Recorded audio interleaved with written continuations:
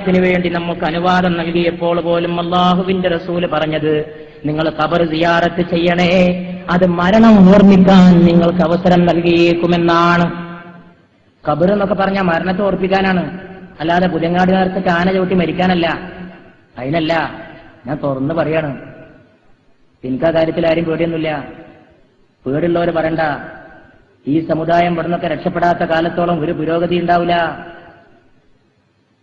മരിച്ചുപോയി മണ്ണടിഞ്ഞ നല്ല മനുഷ്യന്മാരുടെ ഖബറുകളിൽ ചെയ്തു കൂട്ടുന്ന തോന്നിയാസം ഉണ്ടല്ല, തോന്നിയാസം. അതിനേക്കാളും വലിയ തോന്നിയാസം ഈ ലോകത്ത് എവിടെയും വേറെ നടക്കാനില്ല. അപ്പൊ അതിന്റെ സീസണാണ്. നേർച്ച എന്നൊക്കെ പേരിട്ടിട്ട് നടത്തുന്ന തോന്നിയാസം.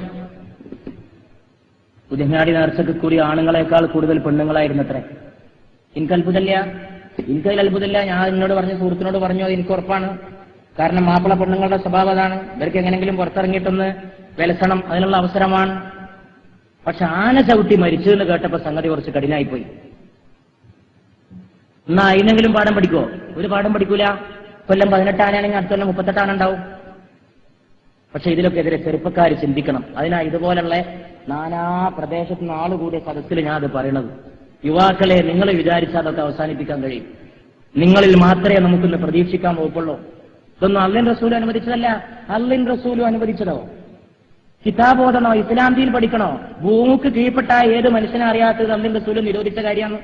ഇന്ന് ഈ നടക്കുന്ന ഈ പൂര ഉത്സവങ്ങളിൽ, നേർച്ചാന്ന് പേരിട്ട് നടത്തുന്ന ഈ ഉത്സവങ്ങളിൽ ഞാൻ പറയണത് റസൂല് ഹറാമാക്കിയതൊക്കെ അന്ന് രാത്രി നിങ്ങൾക്ക് അവിടെ കിട്ടുന്നു. ബാക്കി ഞാൻ പറഞ്ഞില്ല, ഞങ്ങളൊക്കെ ബുദ്ധിയുള്ളവർ ഞങ്ങൾ ചിന്തിച്ചോളൂ. അള്ളാഹുവിന്റെ റസൂൽ എന്തൊക്കെ നിങ്ങൾക്ക് വേണ്ടാന്ന് പറഞ്ഞിട്ടുണ്ടോ അത് മുഴുവൻ അന്ന് രാത്രി ആ നേർച്ച മൈതാനിയിൽ നിങ്ങൾക്ക് കിട്ടും.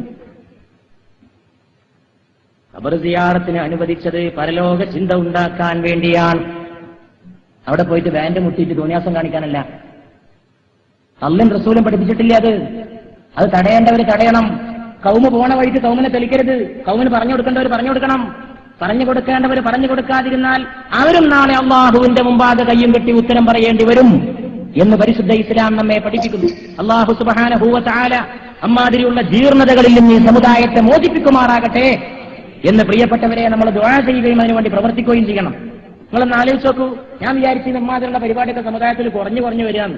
പക്ഷെ കഴിഞ്ഞ കൊല്ലത്തെ ഈ വാർത്ത കേട്ടപ്പോ ഞെട്ടിപ്പോയി. ഇത് കുറയില്ല. ചില ആൾക്കാർ വളർത്തുകയാണ്, കുറയില്ല. കാരണം എന്താണെന്നറിയോ? അതിന്റെ പിന്നൊക്കെ കച്ചവടമാണ്.